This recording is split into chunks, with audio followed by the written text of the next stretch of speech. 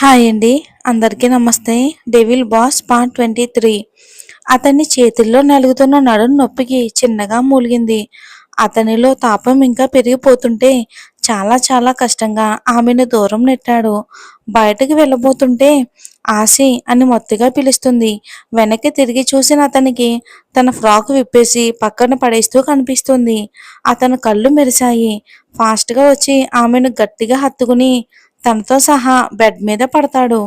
ఆమె మెడపై అతని పంటిగాట్లు ఒక్కసారిగా గాఢంగా దిగుతాయి.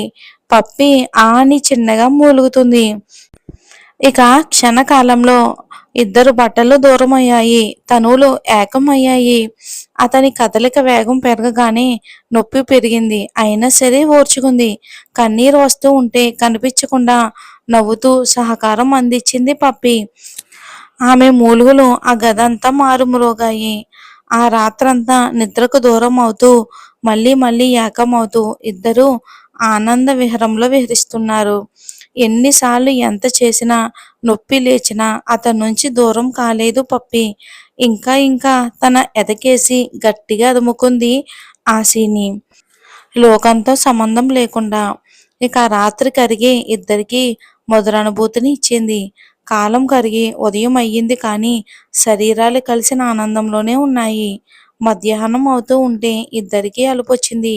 చెమటలు పట్టిన జుట్టంతా నుదురుపై పడి పెద్ద పెద్ద కళ్ళతో అతన్ని చూస్తుంది.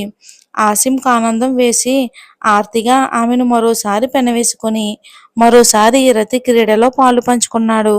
గంట తర్వాత అలసిన అతని ఎదపై టవల్ పట్టుకుని సేద తీరుతుంది పప్పి.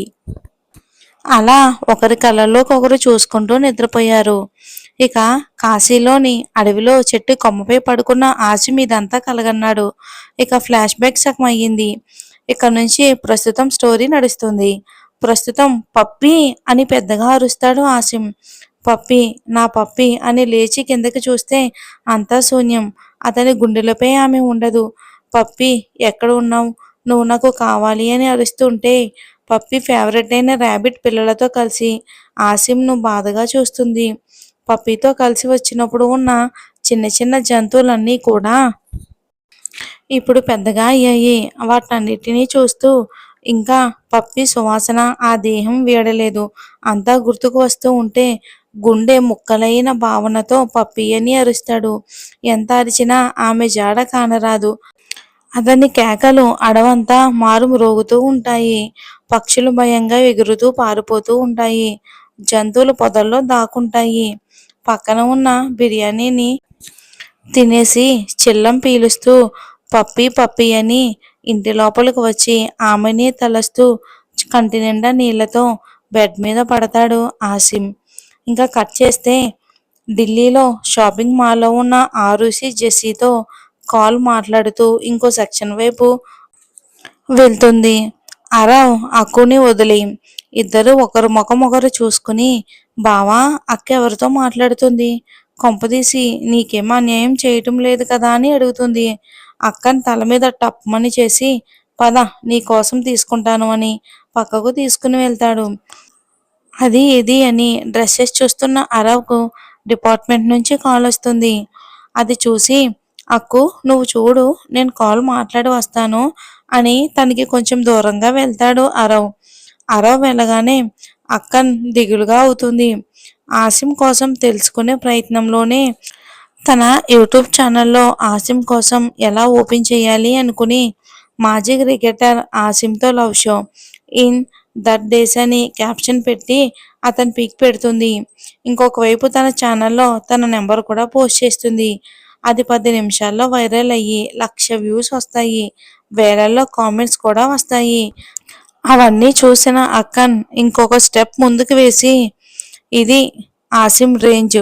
అతనంటే అందరికీ అభిమానం. అలాంటి అతన్ని టెర్రరిస్ట్గా క్రియేట్ చేసింది ఎవరు? ఎందుకు?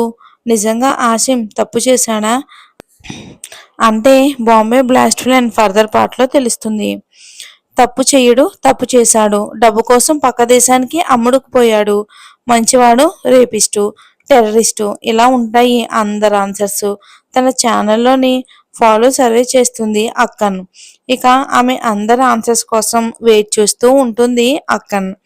ఇక అక్కన్ ఫాలోవర్లో అరవ్ ఒక్కడు కావడంతో అదంతా చూసి అతను అక్కను గద్దించాలి అనుకున్నా అతనికి ఒక కామెంట్ చూసి ఆగిపోతాడు. నా ఆసిం ఏ తప్పు చెయ్యడు కూడా. మీకు ధైర్యం ఉంటే అతను ఎక్కడ ఉన్నాడో తెలుసుకుని ఇంటర్వ్యూ చెయ్యండి, లేదా ధైర్యంగా అతను నిర్దోషి అని దేశానికి చాటి చెప్పండి. అంతేకాని మీ ఛానల్ పాపులారిటీ కోసం అతనిపై అభాండాలు వేస్తే ఊరుకోను. మైండ్ ఇట్ అని వస్తుంది. ఒక ఐడి నుంచి మెసేజ్ వస్తుంది. అది చూసిన అతను వెంటనే ఆ ఐడి నేమ్ చూస్తాడు. నఫ్రిన్ ఖాన్ అని ఉంటుంది. నఫ్రిన్ ఎవరు అని వెతికిన అతనికి అది ఫేక్ ఐడి అని తెలుస్తుంది. ఎవరు ఎవరు అంత ప్రత్యేకంగా నా ఆసిమ్ అన్నది అని చాలా ఇంటెన్షన్గా మెసేజ్ చేశారు. సంథింగ్ ఈజ్ రాంగ్ అనుకుని అతనికి దూరంగా ఉన్న అక్కని వైపు చూస్తాడు. తను ఎందుకు ఆసిమ్ కోసం ఇంతలా సెర్చ్ చేస్తుంది అని అనుకుని ఆమెనే చూస్తూ ఉంటే ఆశి వస్తుంది. అక్కు వెళ్దామా అని అడిగేసరికి ఆ అక్క అని ముభావంగా చెప్పి ఆశితో కలిసి అరవ్ని చేరుతుంది. అయ్యిందా మీ షాపింగ్ అని అడుగుతాడు అరవ్. అయ్యింది అని నవ్వుతూ చెప్తుంది. ఇక తను తీసుకున్న థింగ్స్ అన్ని హైదరాబాద్లోని రియస్ హౌస్కు పంపుతుంది. అవన్నీ జెస్సీ కోసమే తీసుకుంది. ఇక షాప్ వాళ్ళే పార్సిల్ చేస్తారు. ఇక అరవ్ మౌనంగా చూస్తాడు. ఇక రోజంతా బయట తిరిగి ముగ్గురు ఎంజాయ్ చేసి ఎప్పటికో కానీ ఇంటికి రారు. ఎదురు వచ్చి అలసిన కూతుళ్ళని చూసి చేతుల్లో కవర్లు కూడా చూసి అల్లుడి గారి డబ్బులన్నీ కరిగించారా అని కసురుతుంది. ఖురేషీ కూడా ఏంట్రా ఇది అని చిన్నగా గద్దిస్తాడు. నేను కొనిచ్చాను అంకుల్ వదిలేయండి అని చెప్పి ఆశిని తీసుకుని తన బెడ్రూమ్లోకి వెళ్తాడు. అలసిపోయిన తను ఫ్రెష్ అవ్వకుండానే పాన్పు ఎక్కితే ఆమెను చూసి చిన్నగా నవ్వి తనే డ్రెస్అప్ చేస్తాడు. ఓపిక ఉండదు కానీ షాపింగ్ కావాలి అని ముద్దుగా తిడుతూ హాట్ వాటర్తో బాడీ అంతా తుడుస్తాడు. ఇటు హైదరాబాద్లో ఉన్న జెస్సీకి దిగులు పోదు. అహల్య గారు కొంచెం రిలీఫ్గా ఉండడంతో ఇంకా రియాజ్ కాల్ కోసం చూస్తూ ఆ రోజు గడుపుతూ ఉంటుంది జెస్సీ బాధగా. అయినా సరే రియాజ్ మాత్రం కాల్ చేయడు. ఇక అది సాయంత్రం సంధ్యావేళ. అప్పటి వరకు వెన్నెల విరజిమ్మిన సూర్యుడు వెళ్తూ చీకటి రారాజుని తన జీవితంలోకి పంపుతాడు. అది చూసి దిగులుగా ఒక్క రోజులోనే తారుమారువైన తన గతం జీవితం గుర్తుకు వస్తూ ఉంటే హృదయం రంపపు కోతకు గురి అవుతుంది. బాల్కనీలో నిలబడి సిటీ వ్యూ చూస్తూ ఉంటుంది. ఎందుకు నాకే ఎలా జరగాలి? ఏది నాకే సొంతం అని అనుకుంటే అదే నాకు దూరం అవుతూ ఉంటుంది. అన్నింటినీ నాకు దూరం చేసిన ఆ భగవంతుడు ఇంకా సంతోషం ఇవ్వాలని నన్ను ఇంకా ఏ ఆయువుతో ఉంచాడో ఏంటో అని కన్నీళ్లు పెట్టుకుంటుంది జెస్సీ. ఇక ఇంట్లో క్యామ్స్ బాల్కనీలో కూడా ఉండడంతో అవన్నీ రియాజ్ చూస్తాడనే ఆలోచన జెస్సీకి లేదు. కానీ కోల్పోయిన దానిలో ఉన్న ఆమె ఫేస్ను కింద నుంచే ఒకరు చూశారు. ఆ వెంటనే ఒక కాల్ ఒక వ్యక్తికి పోతుంది. తను సేఫ్గా ఉంది, బట్ ఎందుకో తెలియదు కానీ ఏడుస్తుంది. ఆ ఏడుపు ఎవరి కోసమో తెలుసు కనుక ఫోన్లోనే జెస్సీ కోసం బాధపడుతూ దిగులుగా మారతాడు అతడు. ఇంతకీ అసలు అతను ఎవడు? జెస్సీ కోసం ఎందుకు బాధపడుతున్నాడు? కాల్ చేసిన వ్యక్తి ఎవరు అనేది మనం ఫర్దర్గా వచ్చే భాగాల్లో చూద్దాం. ఇక భయ్యా బాబీని చూస్తూ ఉంటే బాధగా ఉంది, తొందరగా వచ్చే అని అంటాడు జెస్సీని చూస్తున్న వ్యక్తి. త్వరలోనే అన్ని పనులు ముగించుకుని వచ్చేస్తాను, దాన్ని చంకలో పెట్టుకుని తీసుకుని పోతాను అంటాడు. ఆ రోజంతా ఎదురు చూసిన రియాజ్ నుంచి కాల్ రాలేదు. అందని దానికోసం ఆశపడడం చాలా పెద్ద తప్పు. అందుకే నా జీవితం ఇలా అయ్యిందని మనసులోనే ఏడ్చుకుంటూ 8 అయ్యే వరకు అక్కడే ఉంటుంది జెస్సీ. డిన్నర్ టైం అయినా కిందకి రాని జెస్సీ కోసం అహల్య కాల్ చేస్తుంది. ఫోన్ సౌండ్కు కళ్ళు తుడుచుకుని తమ రూమ్లోకి వచ్చి అహల్య నెంబర్ చూసి లిఫ్ట్ చేసి హలో అంటుంది. సారీ అండి, అప్డేట్ కొంచెం లేట్ అవుతుంది. ఇక నుంచి ఒక 3 డేస్ తర్వాత డైలీ వీడియోస్ కంటిన్యూ చేస్తాను, తప్పుగా అనుకోవద్దు.